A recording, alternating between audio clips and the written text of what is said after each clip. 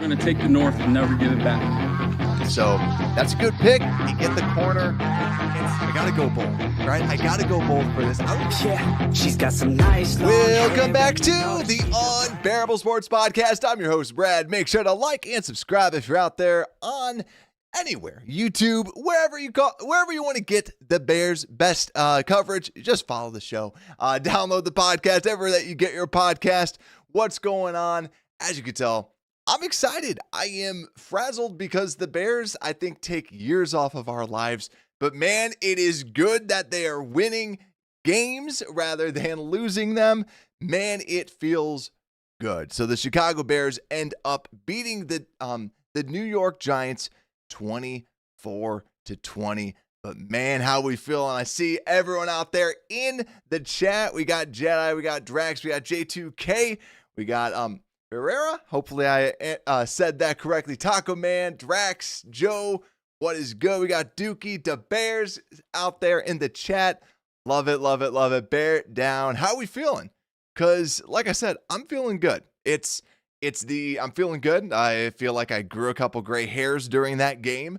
But, man, that is just the way that this game is gone. And for anyone that hasn't seen, the greatest thing is just the post-game the post-game stuff that the social media team pushes out there. And I really do believe that. Like whenever I prep for something, I try to like look at other injury reports that other teams post out. And I just want to give mini shout out to the social media team because actually the Bears have a very good social media team. Like when you look at other teams, Bears are posting stuff. They're posting like nice graphics and things like that. And the best thing is the videos, like the post-game like interviews that they have, the post-game like hype video that the Bears posted out there. Like Ben Johnson said it best. He's like, I can't say anything. This is another time that the Bears end up pulling off a big victory, like in close time, and pulls it off. Bears did that against the Raiders, against the Commanders. Saints, not so much. But then you have the Bengals, you have the Giants, right? We have these tight fought wins that the Bears have gone against and really just become victorious. And even like the Vikings game, we ended up losing that one. But man, the Bears are finding ways to win, and that's what matters. And we'll talk about the other pieces because the Bears schedule gets more difficult, right? After this game, this was the easy part. They actually go against like the next quote unquote easiest team, which is the Vikings at Minnesota, which is going to be tough.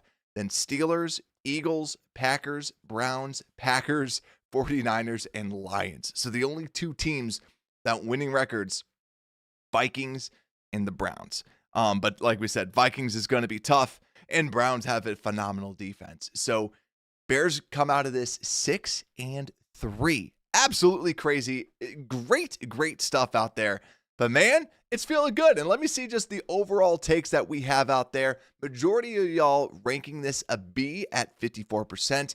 And then 31% of you rating this game a C from the Bears perspective. And yeah, I agree. I don't give y'all the benefit of having pluses and minuses, but I think that you guys had a very good rating system. There was good stuff. There was also some bad stuff.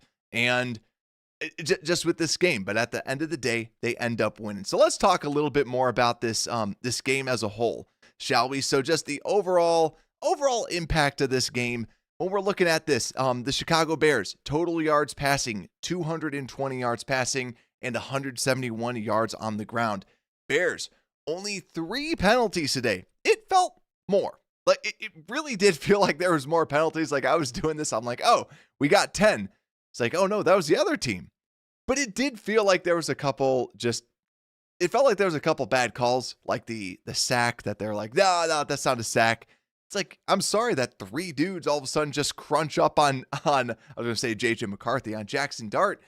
Everyone's just coming in. Like, what did you expect them to do? Like, they all just crunched him. So, yeah, like, he got absolutely pummeled. But yeah, then the other team ends up getting, the Giants end up getting 10 total penalties for 69 nice yards. And then also, too, they ended up running 169 yards on the ground and 262 yards passing. So, very similarly, the Bears defense, it it was something that we talked about at the very beginning in the preview. I was saying like what I wanted to see out of this game because Jackson Dart, as I mentioned before, even though he's a rookie, he has not put the ball in harm's way. And yes, we won the turnover battle by just one.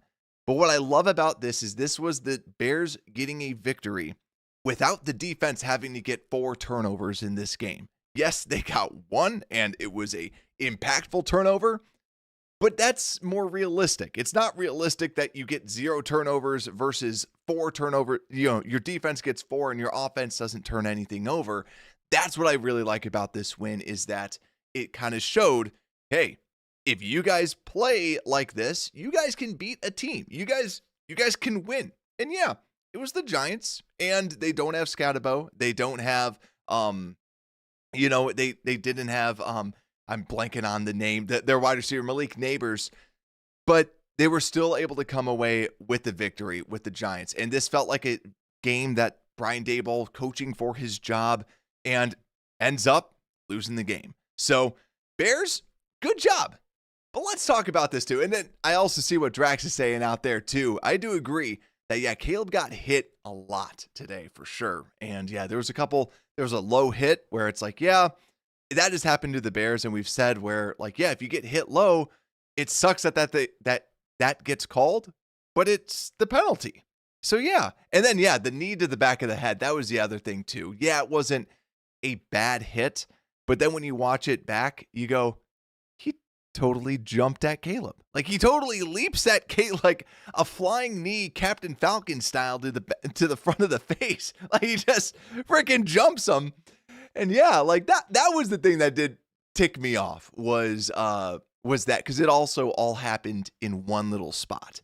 So yeah, that was something that wasn't great. But yeah, I just think kind of like overall impressions of this game.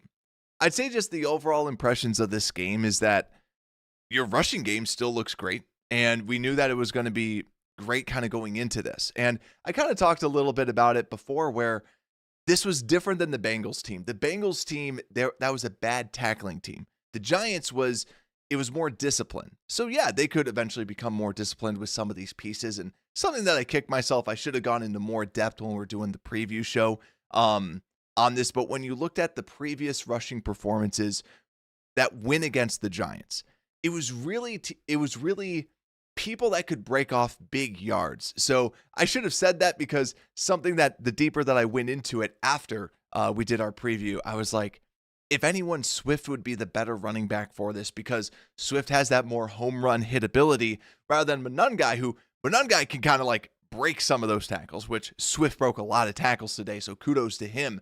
And he played phenomenally.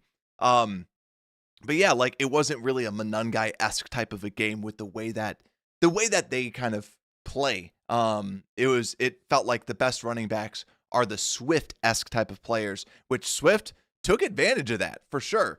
So I thought that the running game went well. The passing game, I really want to watch the tape. There's like just looking at it straight up, right? I'll bring this up real quick. We'll kind of talk a little bit about this offense, and let me flip up the stats real quick.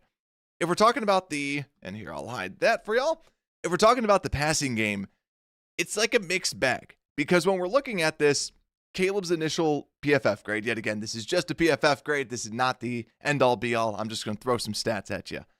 His initial PFF grade is 83. Like last week, he had an elite PFF grade initially. And I told you all like my feelings. I thought that it wasn't a great game for him, but I thought it was, after watching the tape, I thought it was better than what I originally saw.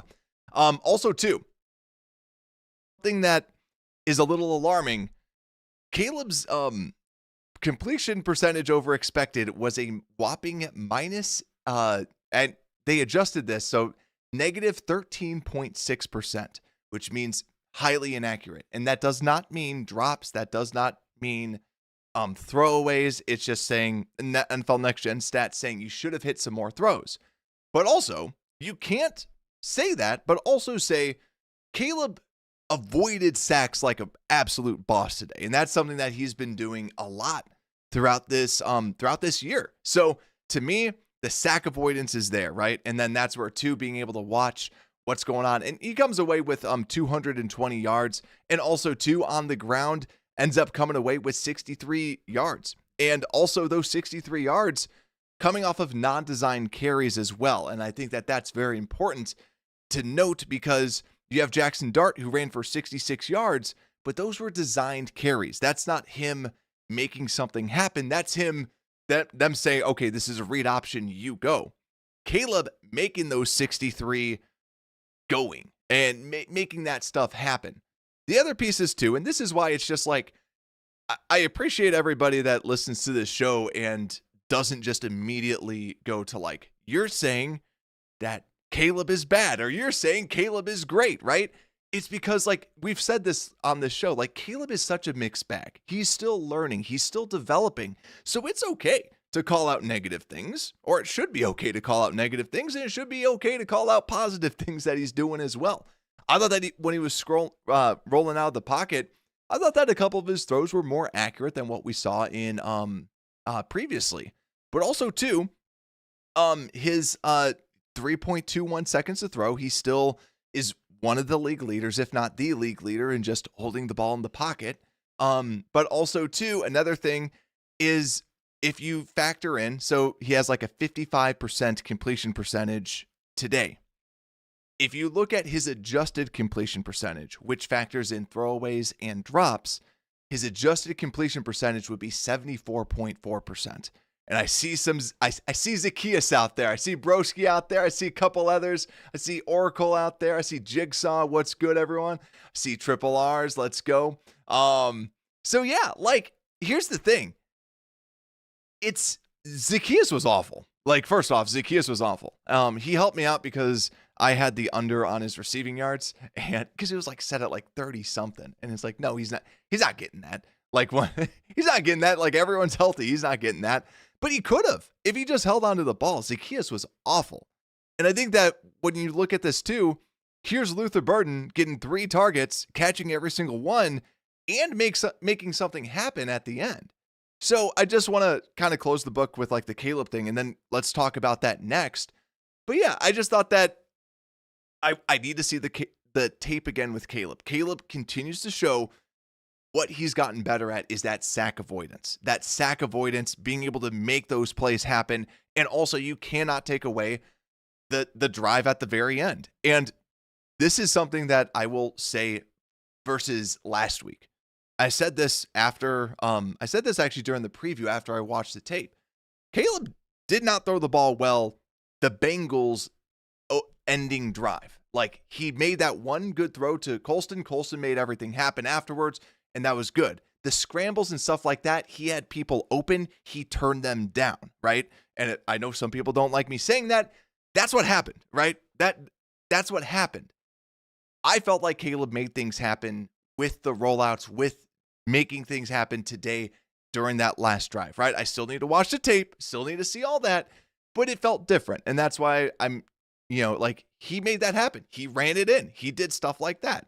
So, yeah, I agree with what Broski said. He ran when he needed to this game for sure. Like, he made those runs. He made that stuff happen. And then, yeah, running it well as well. And I think that's the difference when you're talking about why does this feel different when he's running it versus the other one. Like, Caleb seemed to have been making more plays on the run today. And that's why you saw him get a game ball today, because really without his performance during that drive, I think it's different. And I think that this last drive you can put on Caleb. Last drive, you can put more so on Colston making that play happen. So awesome stuff for him at the very end. Like I said, I'm going to watch the tape, let y'all know what I see with that, and kind of just break down that performance a little bit more. Just to kind of let us all know, like, what was going on with it. Because, yeah, we'll break down, because actually we'll talk about the pressures, and then we'll talk about the wide receiver battles, because let's talk about the offensive line a little bit more too. Because Caleb, I'll flip up the Caleb stuff. Come on, buttons, do your thing. Here we go. So Caleb, he had some targets really kind of in the midsection of the field, but had a little bit shorter ones as well. But really when we're looking at pressures, if we're going down the line, because if people are curious about where a lot of these pressures were coming from, Cole Kmet actually gave up pressure. Right tackle, so Darnell Wright gave up 2 according to PFF. Jonah Jackson let up 1. Drew Dahlman supposedly let up 0. We have Joe Tooney letting up 1. And Theo Benedict, there's a reason why I put him last, 4. And 4 pressures given up according to PFF on first watch. But the way it felt is, I agree with what Drax said. Like, it felt like Darnell Wright didn't have his best game today, and we knew this, that these defensive ends were really good, and they played that way. These defensive ends were coming after him consistently and playing great. And then you also have Dexter Lawrence, who's the best nose tackle in the NFL. Like, I don't think it's a question. He's the best nose tackle. Chris Jones, probably the best defensive tackle, like 3-tech, but Lawrence is phenomenal. He's absolutely incredible. And yeah, he was going to kind of create his own issues, create his own pressures. That defensive line is outstanding. But yeah, I just felt like it and I still go back to this. Theo lets up a lot of pressures. He is not a great pass protector. He's good in the run game. The pass protection is awful. And I did see a good amount of chips that were kind of happening with that as well. But I still go back to it. Is Caleb feeling a little uncomfortable because you're getting hit on that left-hand side consistently? And the other pressures that happen is, I know PFF is very strict when it comes down to the quarterback. If you're holding the ball long, they're going to blame you. They're going to put it more so on you than anybody else. But the other thing too that will so actually let's continue to talk about this passing game, because PFF or the percentile for EPA, the Bears passing attack today was in the 11th percentile when it comes down to EPA. What that means? We didn't throw it well. We really didn't. We didn't have a lot of success throwing the football. And how about y'all? I was a little frustrated that we weren't trying to at least run the ball a little bit more against the worst running attack out there, because our running attack was in the 100th percentile of EPA success rate. So the running game was doing phenomenally. You had DeAndre Swift getting 6.2 yards a carry, but none guy, like I said, I thought that he was playing well. 4 yards a carry. I felt like if you gave it to him a little bit more, he could have gotten going. Now, yet again, combined, that's 20 carries. And then towards the end of the game, you're down by a lot. It felt like we would only do 1 carry and then we'd pass it. And then we'd pass it again. And then we'd pass it again. And then we'd do 1 carry and then we pass it again. And then we pass it again. And then we pass it again.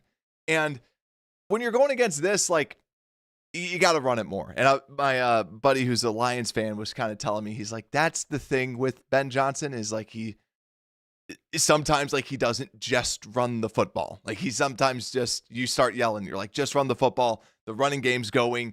He's like, that's the only thing that he really kind of calls out on Ben, is that sometimes he needs to run it a little bit more, but he's passing it a lot more than he should. And really, that was something that I just was a little frustrated with, was why aren't we running the football more when you should be running it well? And like, we're running it well. And, hats off to DeAndre Swift, that 4th down carry that he had, just we didn't see him. We've never seen him do that. Just lowers his shoulder, boom, smacks the guy, goes off him, gets the 1st down. And Swift had a great game. And catching the football, 5 catches, 18 yards. I like that.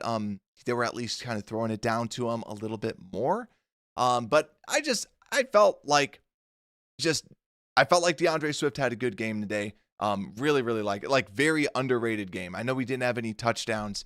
But yeah, I just thought that DeAndre Swift was the guy that you could consistently go to. He was giving us big sparks, and just want to give him his flowers, because he really had a good game. I don't have the advanced metrics yet. Let me see if I can actually pull this up on the fly, because we didn't have it yet.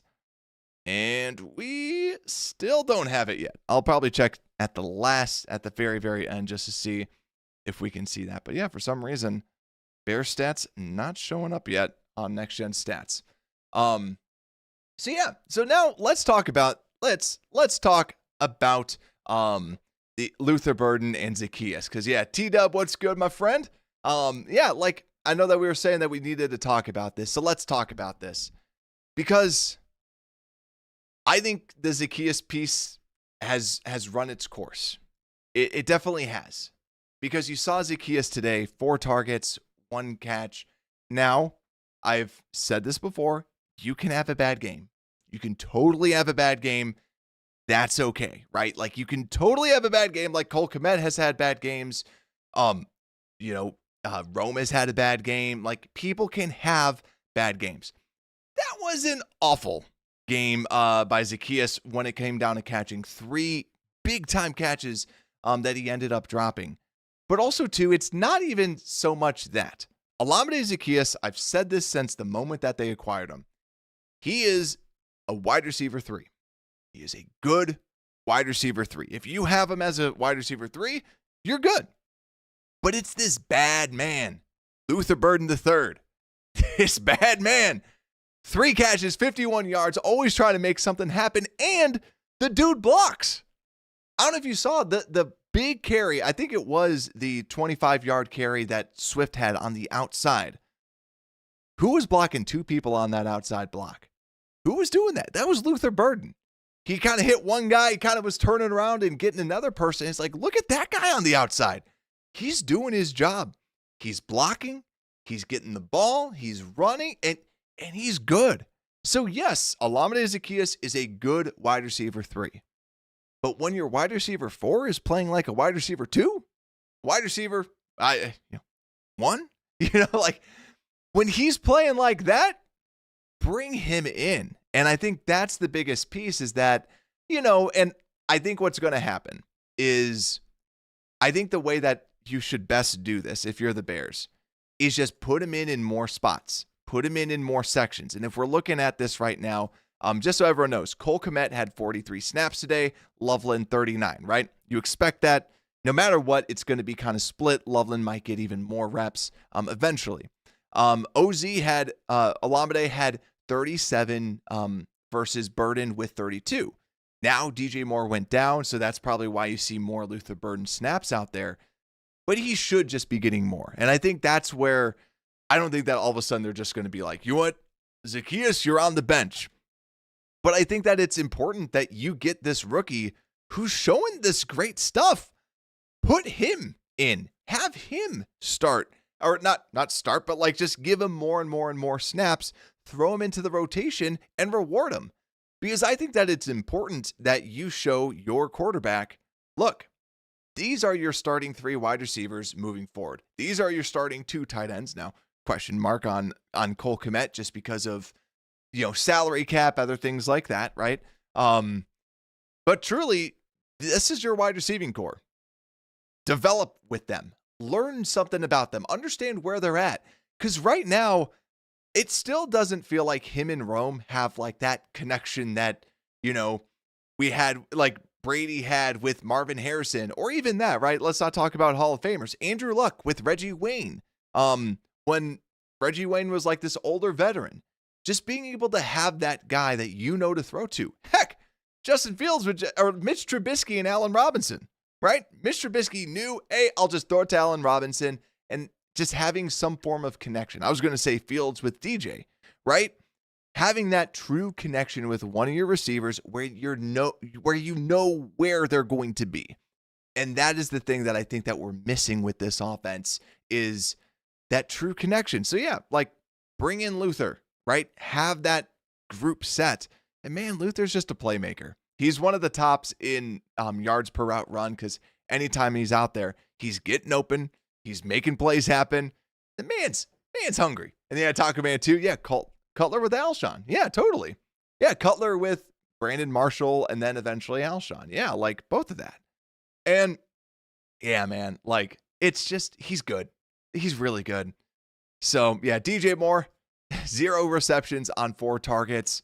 Not great. Yeah, I saw someone said there too, like, yeah, is who said that? I got credit. Yeah, Oracle saying, is DJ's dad gonna complain on X now too? Maybe. Well, that was the thing. Dude, I made some good money on Rome Odunze because it's like, yep, as soon as a wide receiver's dad, like people were joking, as soon as a wide receiver's dad starts complaining, put the money on the overs. They're getting the ball. Rome's dad complains, 6 catches, 86 yards.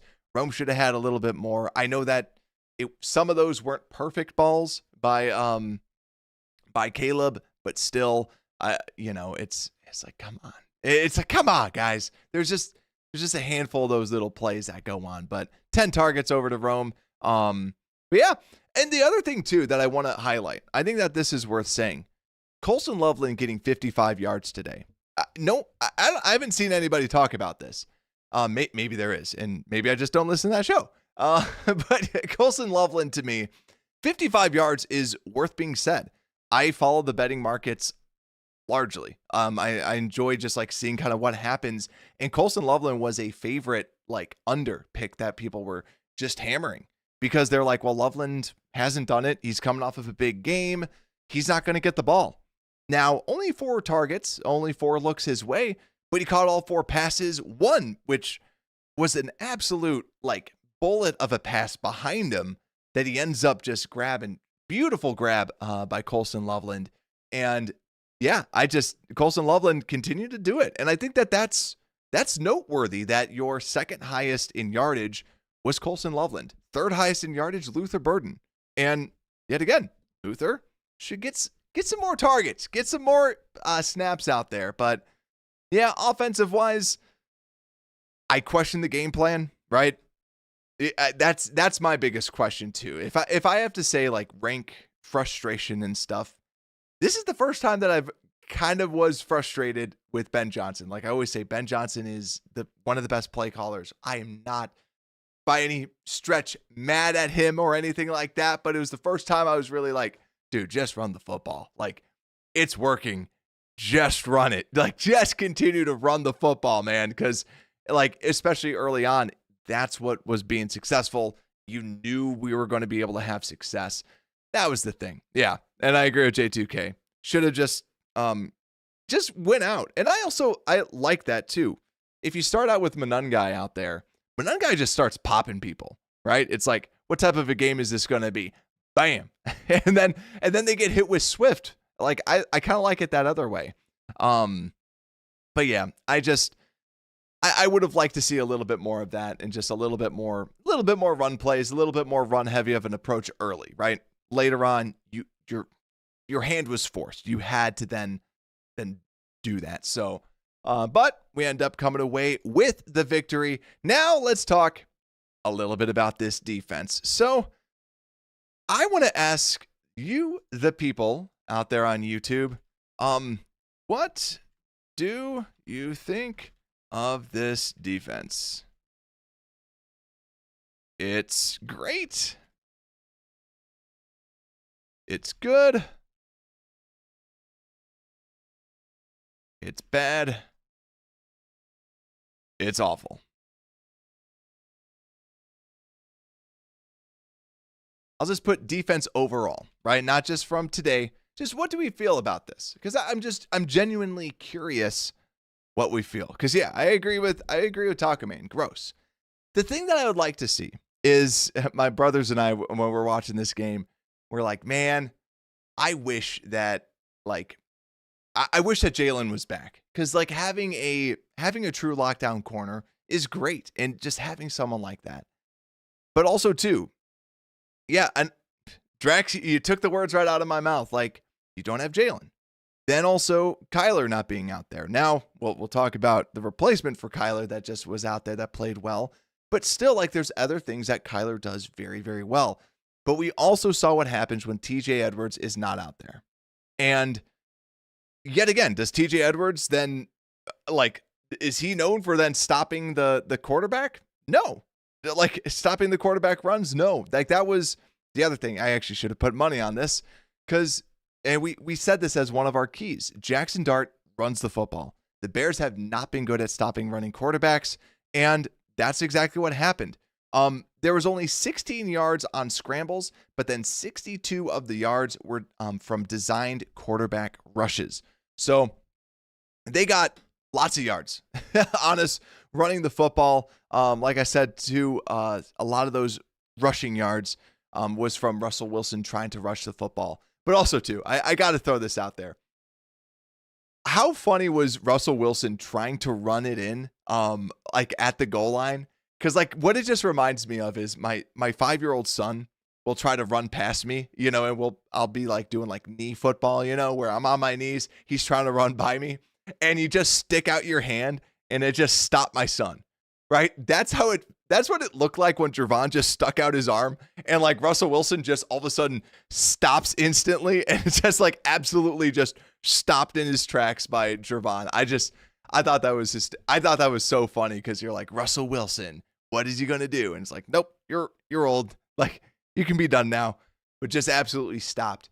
But anyways, this defense, time and time again, this defense just is, it goes back to the same thing. Without turnovers, this defense allows so many yards. And yeah, if Jalen comes back, can that help? Right? But is that everything? Nahshon Wright played well today. I thought Nahshon was good. He allowed a 40% completion percentage. He was good.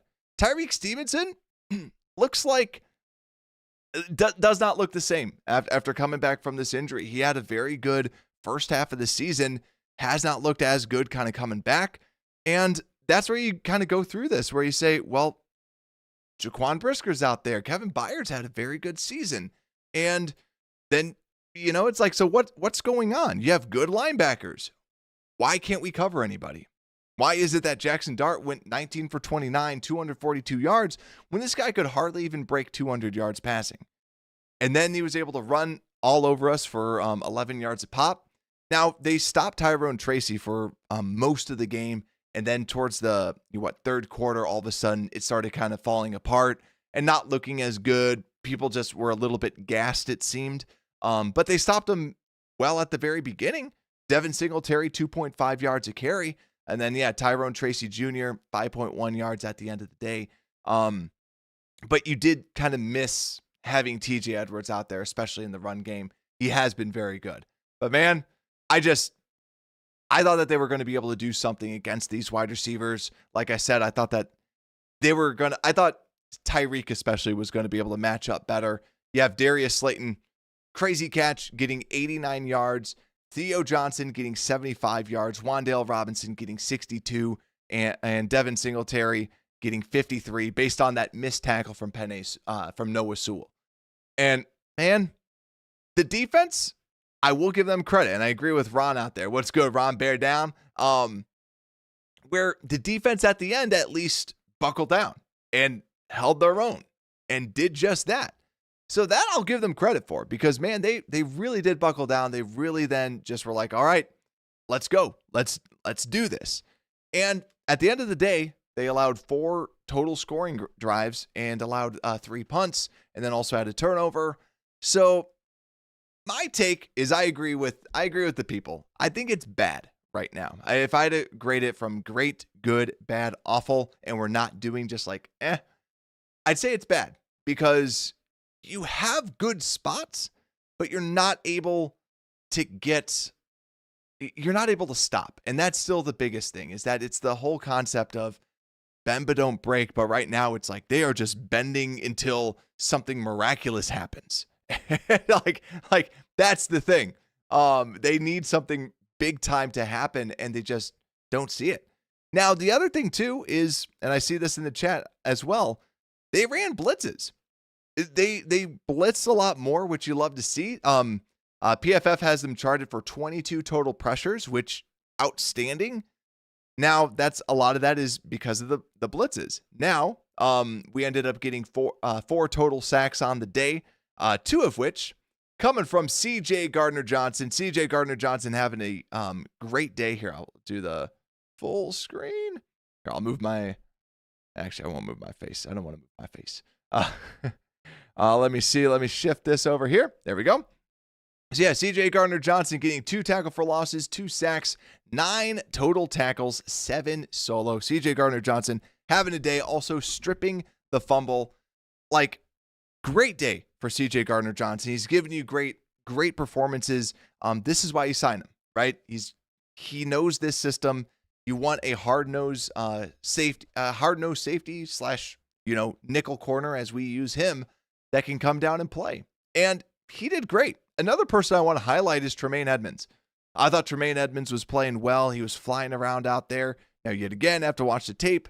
But something that I thought was great is if you look at Tremaine Edmonds' average depth of tackle against the run, 0.8 yards past the line of scrimmage. So he's meeting people at the line of scrimmage and making plays. So to me, I thought he had a good day on first watch, 7 total tackles for him. But yeah, at the end of the day, we ended up with 4 sacks, 2 from CJ Gardner-Johnson, a half for Javon Dexter, and 1.5 for Montez Sweat. So one of Sweat's sacks was rolling out to the edge, and Russell Wilson sliding and then going down for a sack that way. But yeah, so ultimately at the end of the day, it's 1.5 sacks. But yeah, I just think that this defense, there's room for improvement, and they were able to come together and stop them at the end of the day. But it's just that consistent, like, just being able to stop people that we're just not seeing out there. The other things that I want to bring up as well, first off, Brisker, initial grade of 77.7, so kudos there. Also, if we want to talk about what was the killer on this drive during this game, 7 explosive runs allowed for the Bears. So they were able to stop people at the line of scrimmage. But then, yes, there was a couple drives where they're just getting gashed by these big plays, 10+ yards on the ground for Jackson Dart or Tyrone Tracy Jr. That's, I think, where it almost also looks like it was the run game was a little bit worse than it was. We're bad against covering fast quarterbacks, which we're going against the Vikings next. They're going to have some run fits out there for J.J. McCarthy for sure. But yeah, 7 explosive runs. Now, the next piece that I also want to highlight is just pressure rates. So Austin Booker, 13.5% pressure rate. That's really good when you're going against one of the best left tackles in the league. Javon Dexter, 16% pressure rate. Montez, 8.8% pressure rate. Tremaine Edmonds, normally whenever we send him on a blitz, it's kind of a liability. I thought Tremaine was great. He had a 37.5 pressure percentage. Joe Tryon-Shoyinka, 11.1% pressure rate when he was going against the pass, and Andrew Billings, 0%. So I just wanted to throw that out there, just because Billings has been one of our favorite players. I think that Billings has been doing well against the run a little bit, but yeah, pass.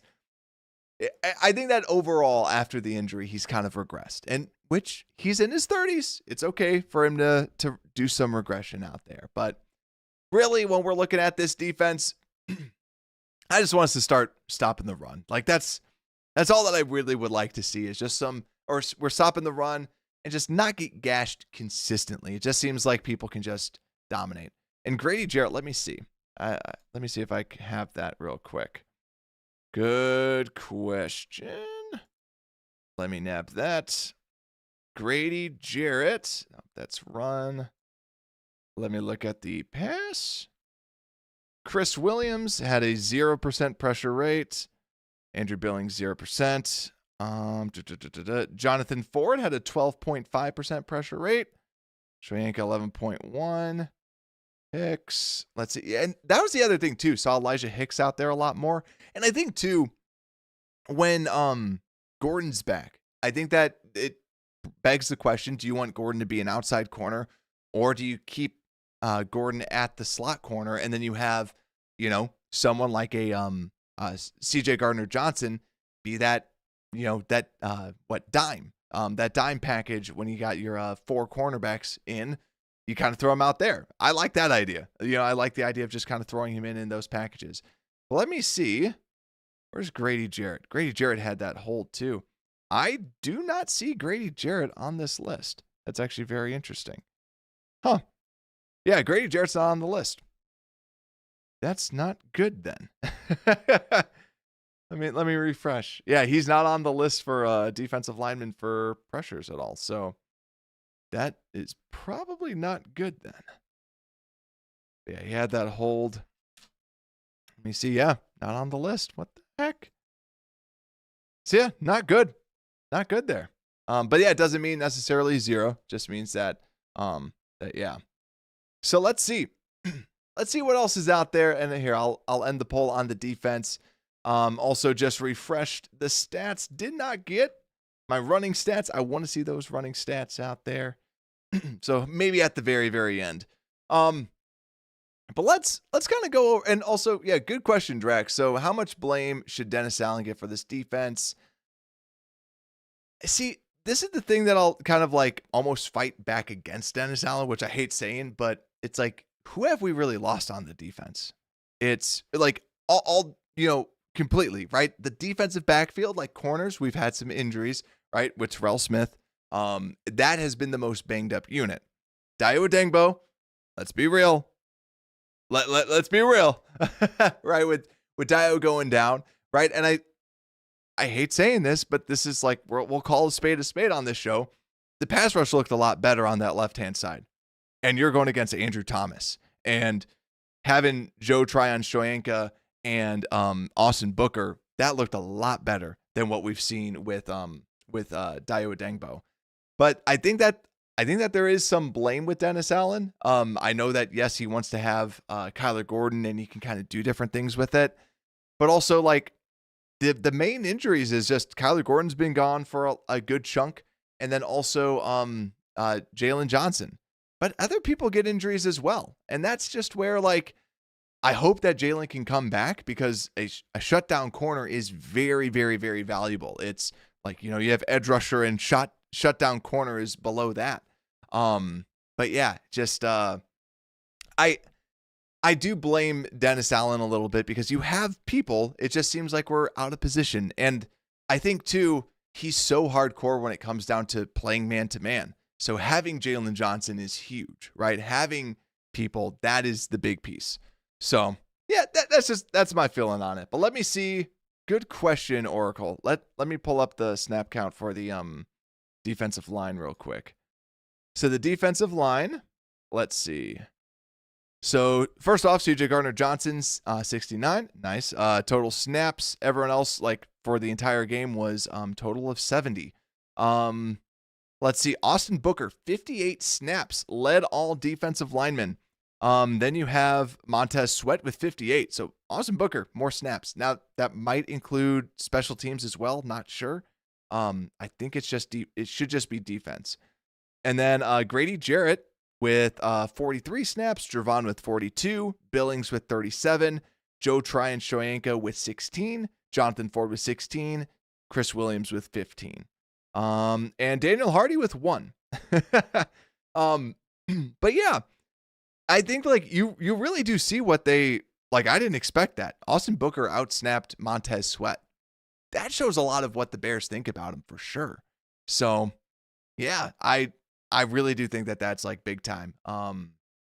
Like, yeah, it just, that's awesome. So just seeing Booker take steps. Now, do I think that Booker's going to grade amazingly from PFF and have another elite grade? No, because he was going against Austin, he was going against one of the best left tackles. But I mean, Booker's looking good. I like what we're seeing. Booker film review. I'll see, because I'm doing some stuff, like, with work, so I'll see. I might be able to do something. Might be able to at least do, like, a little video. Not tomorrow though. Just got some stuff going on. But yeah. Also, yes, T-Dub, make sure to hit that like button. See Bears Bones out there. What's good? Bear down to you, my friend. And we got In Peril. Caleb is our savior. Let's go. We got Eric out there. Caleb haters are punching air right now. Love it, love it, love it. Yeah, good stuff out there. But let's keep on going. Oh, man, do we have to do this? I mean, I know that this is my show, and I technically don't have to talk about the special teams. We got to talk about the special teams review. Let's talk about this. The special teams, I like that they are at least, like, kicking the ball just out of the end zone and just being like, you know what? Let's just not have them return the kickoff. Their kickoff return, 1 for 39 yards. Not good from our behalf. Devin Duvernay, now he's kind of, like, looking like Duvernay that I kind of expected, where just, like, a solid returner, but just, like, nothing extravagant. Like, he's looking like Ted Ginn when we had Ted Ginn at the end of his career, more so than anything else. But then Cairo Santos, perfect for his field goals. And then Torrey Taylor, 2 touchbacks, 1 inside the 20. That's not good. And we were in different positions where we should have been able to pin him inside the 20. I know it's windy, not a good day for Torrey, just overall. And then, yeah, just our kick returns, just, yeah, you just don't trust it. You just don't trust it at all. But yeah, thank goodness for their punter shanking one. And then we were able to kind of take advantage of that. So football gods were looking favorable on us. But man, you really wish that something would have happened with Hightower with this, because Hightower was talking about kind of it being a little unacceptable. And, you know, it was kind of like, okay, we're going to have a rebound game. Now I like the new strategy where it's like, let's just not even give them a chance. But I still don't like that. It kind of feels like when the defense was still giving up all those yards.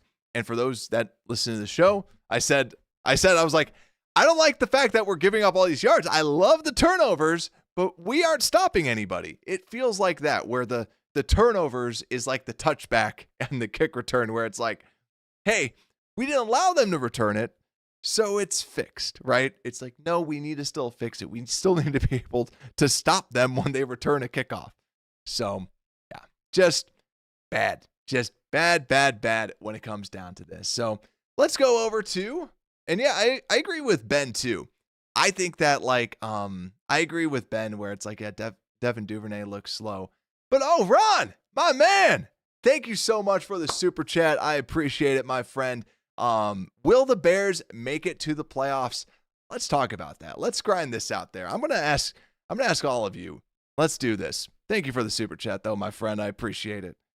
And also, you do the Lord's work by making fun of other NFC North fan bases. Maybe not a lot today, just since Lions absolutely cooked. And actually, you could make fun of the Vikings for sure. But let me ask, will the Bears make the playoffs? I generally want to know, what do people think? Yes, no. So let's look at this. Let me look at this real quick.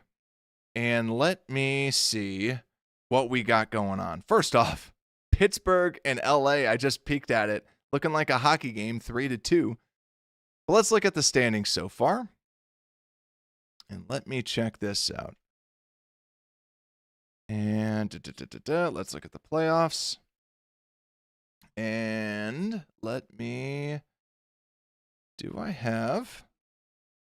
I'm going to get this and actually can flip this to look at NFL standings. Bam. Let me just move graphics down here. What bam. And for a super chat, I'll change the entire subject. So thank you, Ron. Thank you again, my friend. So let's look at this. So right now, Bears are currently 7th. So right now we're in the playoffs.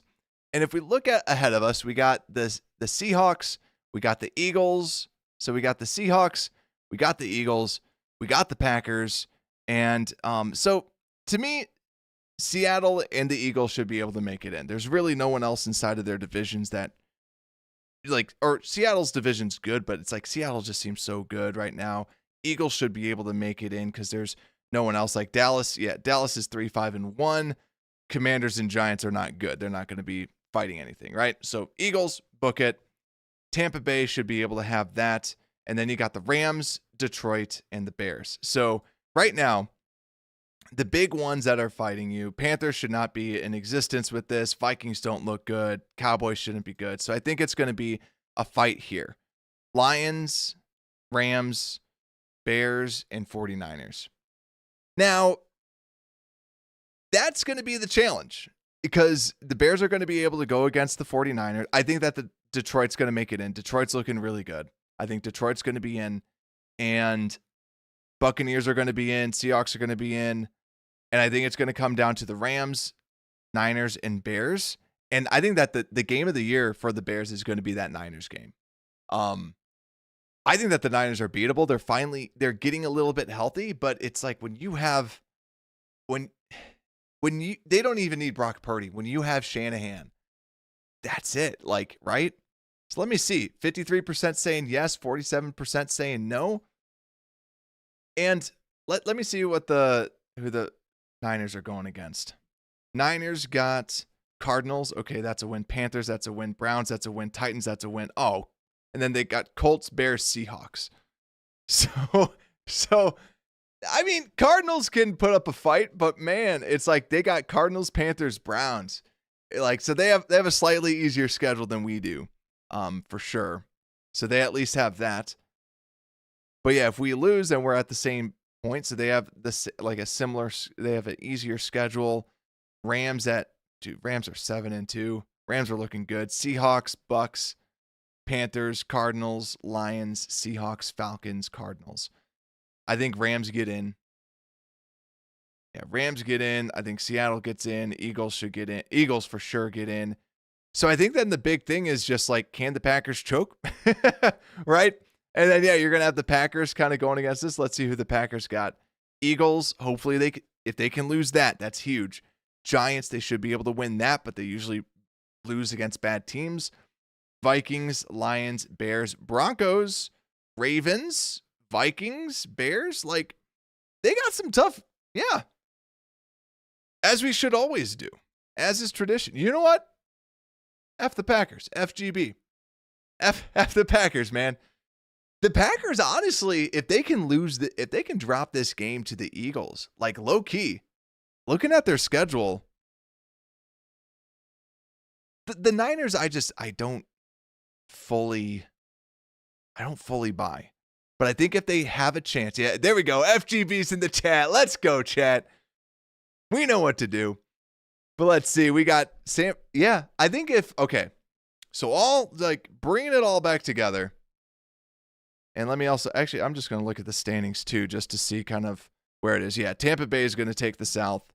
And then, yeah, the West and the North are going to be duking it out for those other ones. So Green Bay, man, if Green Bay can seriously get knocked out, and yeah, good stat, Oracle.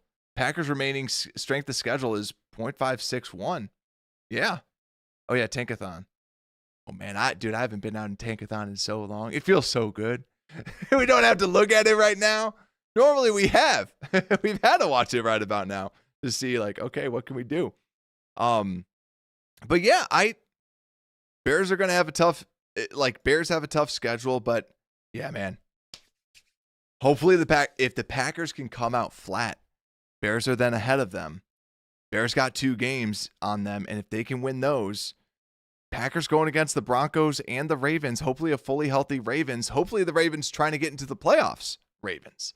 Because if that's the case, they're going to be feisty. They're going to stomp them. So if the Eagles can win, man, yeah, I think it's possible. It's definitely possible. The Bears are going to really kind of show their true colors here going against the Vikings, man. If the Bears can get the Vikings, then it's still a winnable end of the season because the Steelers, you're going to have to pass on them. Mike Tomlin's always going to make it difficult, always going to make it tough. Rodgers is going to want to crush them and just do the whole, like, I own you still. But, yeah, it's going to be fun. But I do think, like, to answer it just simply, yes, I think they do. I think that they have a very good shot. I think that they have a chance. Now, the way that they fully play, do I think that they played like a playoff team today? No. But I do think that they're going to, like, I got hope. Right? First year with Ben Johnson, we got that hope. So, yeah, I love it, man. So I'm hoping, very, very, very hopeful with it all. But let's see if there's anything else. But thanks again, man. I appreciate that so much. But yeah, let's see what else is out there. Got Demand. What's good, Dice? How you doing? We got Bears, another cardiac win. Amen, my friend.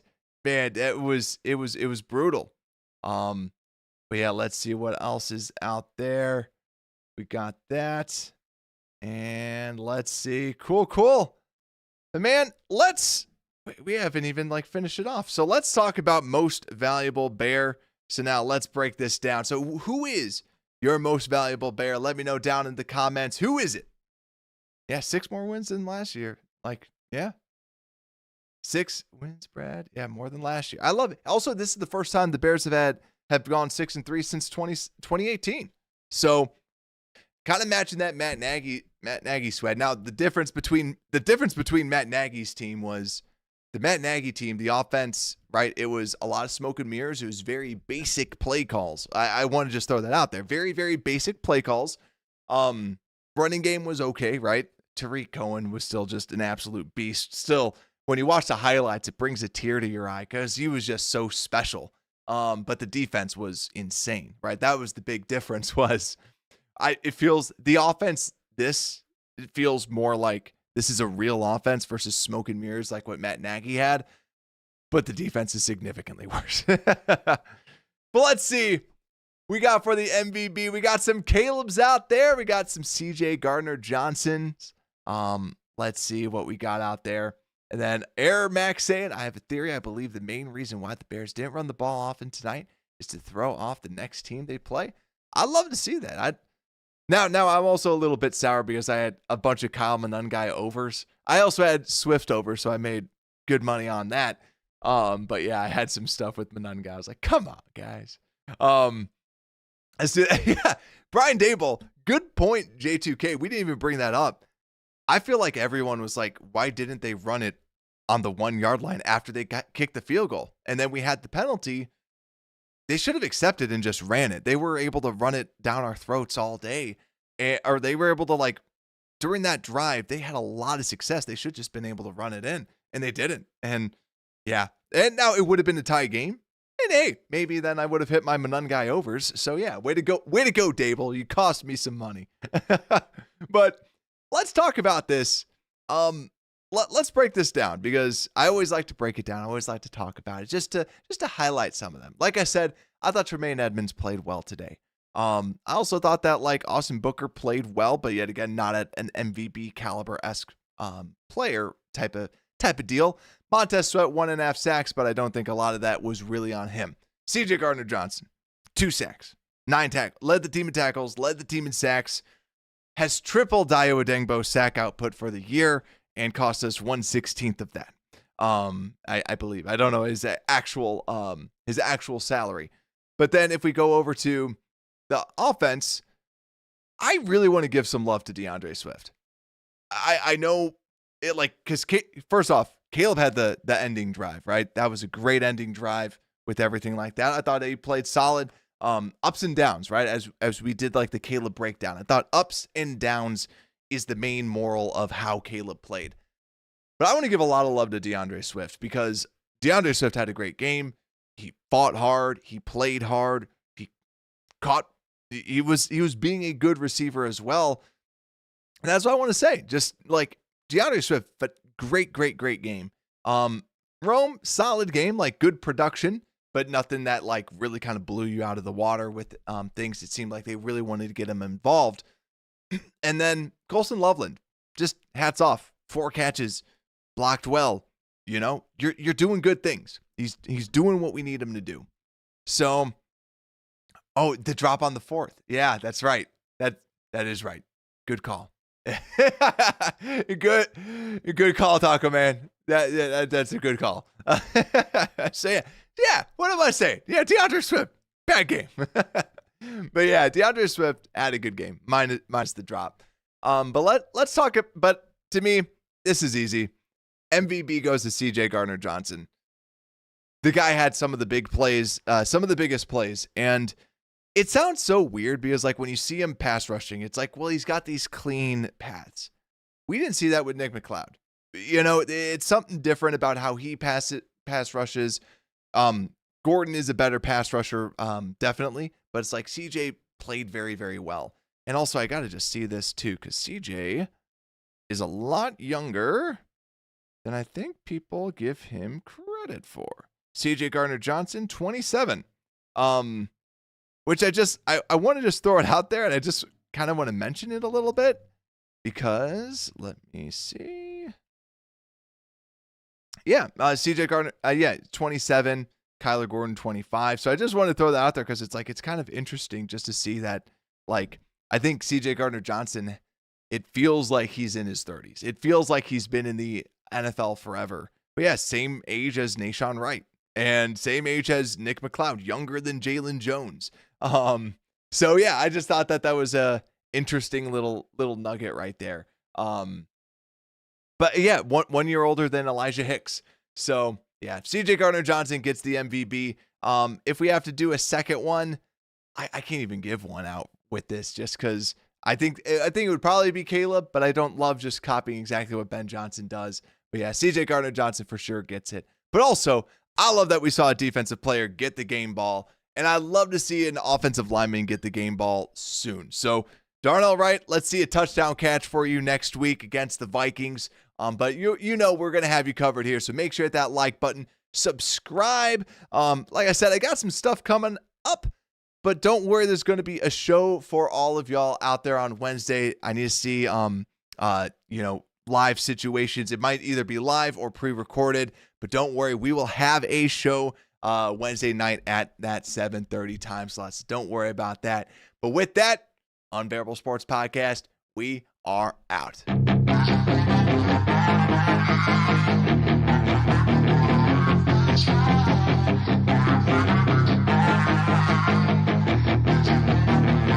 Yeah, she's got some nice long hair, and you know that she